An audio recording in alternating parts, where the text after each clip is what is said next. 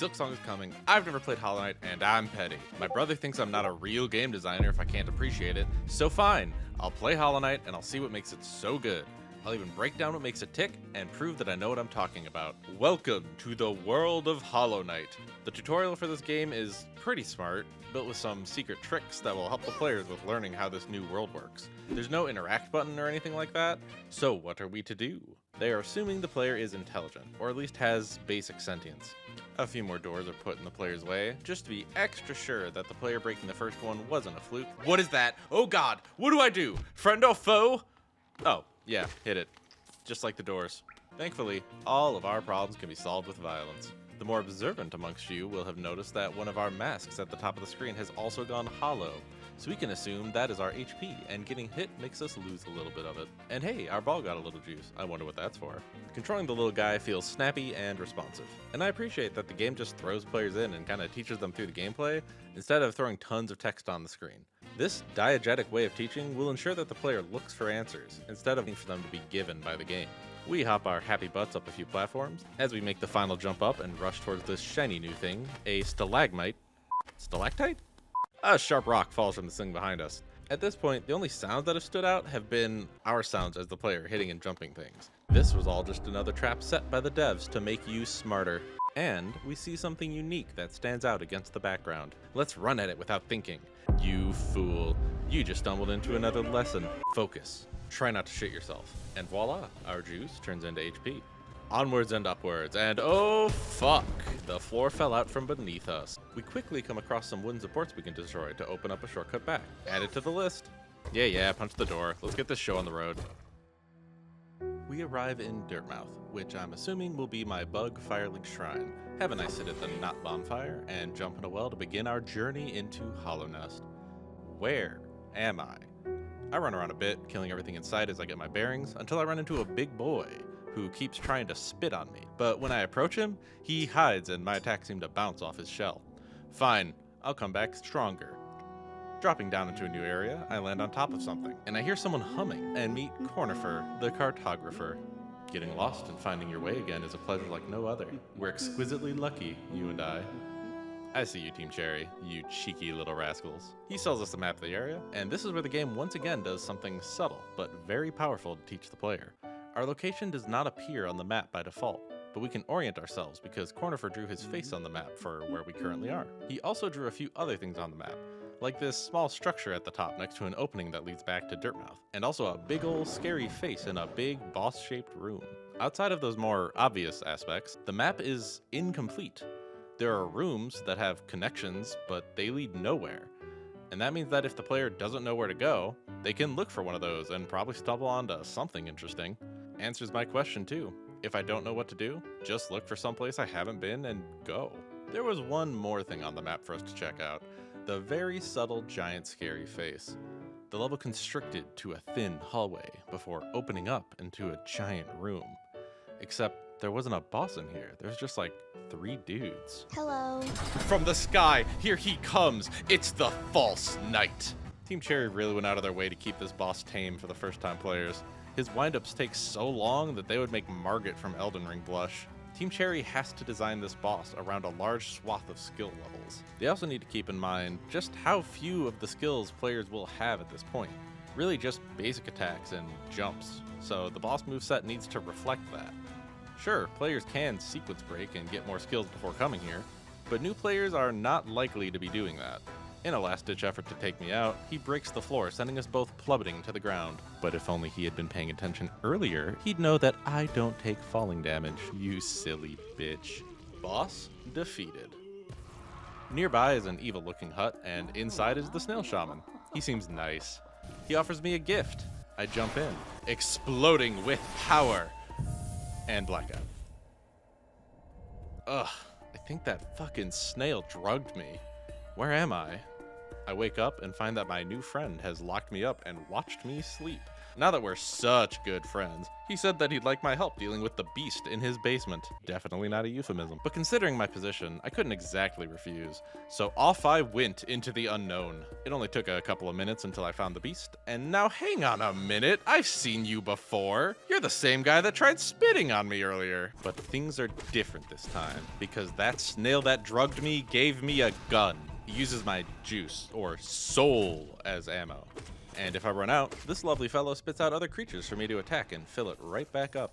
I take him out with a little bit of American democracy, and with that, I have won my freedom. The next area comes with new enemies, and I learned very quickly that they have some new tricks up their sleeves, like exploding. This is my first death, and a little ghost dude popped out of my corpse as I died. I wonder what that's about. After a quick walk of shame back, I can finally introduce you to Green Path, and now I am blessed with the knowledge that if a man starts shaking and glowing orange, he's probably about to explode. Write that one down, ladies. A new area brings with it new hazards, and with the good grace of Team Cherry, new lessons. I find a rock made of money in this hidden area and think to myself, yippee, I'm gonna be rich. I rush over and start breaking it when right behind me a giant Venus flytrap snaps closed. Now, a crueler developer would have moved this trap just a bit closer to punish me for my greed, but thankfully, I'm not the one making this game. You're safe for now, fuckers. But this was yet another lesson, to watch for plant teeth in the ground. I will definitely remember that and never get hit. One trick designers use to get players invested in exploring is to give them something to chase. Jingle the keys a little bit, if you will. And Green Path had one hell of a carrot on its stick. I was wandering around when I suddenly came upon someone that I have seen everywhere on the internet, and not in a weird way. Silksong. There she is. I found her. She runs away before I can reach her, but now I'm hot on the trail. Nothing is gonna stop me from finding, ooh, hey, paper. And I can hear Cornifer again. Sorry, Silksong, you know what they say. Bros before hotly anticipated sequels that have been radio silent for years. I dab up the boy, buy a map of the area, and then continue rubbing my face on every wall to the left of my screen so I can find my quarry. There she is again. I'm not letting her get away. I've been to the Silksong Reddit. If those people don't get their hands on it soon, I am not sure there's any force in this world that could stop what they'll do. On the chase, I encounter a tiny, angry looking version of myself being used as a chew toy by a giant bug. I smack him out of his mouth and squash it, but he isn't moving. Rip to my homie. Oh fuck, you're alive. Meet Zote the Mighty, who totally had everything under control, calls me a bitch, and threatens to kick my ass if I ever disrespect him like that again. King shit. No more distractions. Back on the trail. Finally, I've got you cornered, Silksong. There's nowhere to... Hey, why does that corpse next to you look like me? Alright, no more Mr. Nice Bug. I beat the false knight. How dare you me like that? Fuck. A few later, Silksong is defeated and runs away before I can release it to the people. But as a consolation prize, I unlocked the Mothwing Cloak, a dash, and then 3 sleep paralysis demons show up and flashbang the screen. This is where the game opens up and takes the training wheels off. To be clear, speedrunners cracked this game wide open, but I'm playing blind because I wanted to experience everything Team Cherry set up for the players personally and unbiased. Just unlocking this dash felt like it opened up the map for me, and I started exploring every single unknown area on my map voraciously. It was already fairly evident, but this was the point that I was really able to start seeing how much thought had been put into this world of Hollow Nest that Team Cherry created. Cornifer alluded to it earlier, but they clearly approached their level design with satisfying exploration at the forefront of their minds. Look at the way that they fit together. Almost every single zone is connected to multiple other areas. The Forgotten Crossroads are literally a crossroad between most of the map. Many places in the game have multiple ways to access them, with paths that loop around and fold back into themselves. This helps the player avoid feeling lost, and from a psychological standpoint, it also lets players feel a bit more agency. Hollow Knight is a Metroidvania, and asks the player to go back and forth through every zone a lot. The world is so full of secrets and rewards, you're likely to find something interesting as you run back and forth across Hollow Nest as well. Oh fuck, right. Plot. Silksong. She goes flying off somewhere we cannot follow yet. Deep in the fungal waste, we start encountering new enemies that are slapping my shit around. I noticed that they don't glow orange or anything when I'm hitting them. Weird, but I guess maybe the other bugs are just full of like orange blood and these guys aren't. I don't pay it any mind right now, but for those who know, well, we'll get there. Oh, and it was around this point that I got the Thorn Charm, which makes my little guy explode with big thorns, damaging enemies around me every time I get hit. So every time you see me take damage from this point going forward, that's just me optimizing my damage, totally on purpose. The Mantis have a whole village set up in the lower part of the zone, and exploring there leads us to the Mantis Claw upgrade. In layman's terms, wall jumps. The village is laid out to give us plenty of opportunities to get comfortable with our new jumps. Now, I may have positioned myself as a spiteful little baby at the beginning of this video. That was a joke. Except it became reality for a moment for me, when I went into this room and this bitch Mantis slammed the door on me. I could not figure out how to get around and kill this guy, so I was like, fine, I'll just go. I didn't want to go in your stupid door anyway. So I left and went back to where Silksong ditched me. With the power of wall jumps, I can now traverse this area and follow her. Some jumping puzzles and spike deaths later, and I've officially reached the City of Tears. We come across a massive fountain with a statue that looks like my little Hollow Knight guy, and Silksong had a kid and he got big. Speak of the devil, she comes flying in and I definitely didn't flinch expecting her to throw hands. Thankfully, she just wants to talk. She says good job for reaching the heart of this world, which I did not expect to just be a fucking fountain. Now I shall know the sacrifice that keeps the world standing, she says. If knowing the truth, I would still persist in this world's perpetuation, then seek the graven ash. Now, none of that made really any sense to me, but that was not what hit me at this moment. I took a good look at the plaque on the fountain and, what? Memorial? I thought I was the Hollow Knight. If that guy's the Hollow Knight, then who the fuck am I? Silksong keeps calling me a ghost. Am I dead? Having been forged in the fires of the Dark Souls series, I am very used to pushing forward while not understanding a single thing going on around me. So I will continue on, nodding as if I understand literally anything happening in the story, knowing full well after I roll credits I will need to go and watch lore videos to truly appreciate literally anything happening in this game. Back into the city we go, taking elevator after elevator and climbing higher and higher up. This area feels very unique in how it's designed compared to the rest of the world. While functionally, yes, it is similar to the other areas, it's broken up into proper buildings and rooms, which makes it feel different in comparison to everything else that we've seen. But its uniqueness also comes at a cost, one that is my first real complaint with the game. These fucking elevators. They slowed down the progression in this area so much for me. And apparently Satan is part of Team Cherry, and he told them to put spikes on top of them. Like, yes, I get that this area is meant to be where all the upper crust of bug civilization was before it all fell to shit, and the elevators existing helps tell that environmental story. But dude, I can wall jump, and it's faster many times to just jump up the walls than to take the elevator. And if you do decide... If any of you have ever wondered what it's like to be a game developer, that's it right there. It means having a nervous breakdown over elevators. I need to calm down. This guy is the Soul Master, and his tower has some cool lore implications, and he and his homies are some of the only enemies we have fought that seem to be able to use magic. His fight wasn't really too much of note, but he does have a funny phase transition. Trying to take his magic just for him to show up wiggling like that made me laugh pretty hard. Thankfully, the surprise second phase isn't anything too difficult, and we acquire the Desolate Dive, a ground pound that can send us flying through shaky floors. At this point, I headed back to the Mantis Village, knowing that I hadn't fully explored it and wanting to tie up any loose ends I had left before going into the unknown once again. At the bottom of the village, I found the head honchos of this tribe of aggressive bastards, the Mantis Lords. Fighting the Mantis Lords was the first truly memorable boss fight for me. Throughout my playthrough so far, I had been approaching enemies and bosses in a sort of hyper-aggressive, hit them till they stop moving type beat. But the Mantis Lords were the first time that it clicked for me that I was not approaching combat in this game correctly. I was taking lots of extra damage up to this point, and it was leading to some unnecessary deaths for me. But the way the Mantis Lords' movesets work, they make it very clear what they're gonna do, how they're gonna do it, and even their mix-ups gives you time to react. It was a great learning moment for me, especially once I reached the second phase and had to fight two of them at once. Simply tanking through damage to get hits in wasn't gonna work here. If I wanted to clear them, and by extension the game, I was gonna need to learn a little patience and respect the enemy movesets. Once you defeat them, they bow to you. And if you go back up to the Mantis Village, all of those super aggressive enemies no longer attack, they just bow to you too. Even the cheeky fucker that slammed the door on me, he opens the door again and gives a little, my bad. Oh, we also find another NPC down here that heads up to Dirtmouth after we rescue them. Her name is Bretta. I haven't called attention to all the NPCs we found in the name of this video literally ever being done, but I wanted to call her out because she is absolutely adorable. This was when the game took a major turn. I explored a bit, got some upgrades, unlocked the super dash, and then I started making my way back topside to the sleepy little town of Dirtmouth, and suddenly the orange gooblets were everywhere. The Forgotten Crossroads had become the Infected Crossroads. What happened? What did I do? Everything is fucked now! The enemies are way more aggressive, half of them explode. What is going on? It was at this point I reached out to my brother, since it was his fault that I was even on this trip. helpful. Let me tell you, going back down into Deep Nest with shot nerves was not the play. The enemies in this place are evil. They came out of fucking everywhere. The foreground of the camera, the corpses that are already dead, they made fucking grubs evil, and I will not forgive whoever did that. Even Zote got caught in some bullshit down here. The atmosphere is really getting to me at this point. I'm a massive coward about bugs IRL, and this game is testing me right now. As I'm bumping around in this place, I see another me standing off in another part of the level. And after I moved forward, it disappeared. The path constricts to an incredibly narrow hallway. The only way to go is forward, and finally, we find him.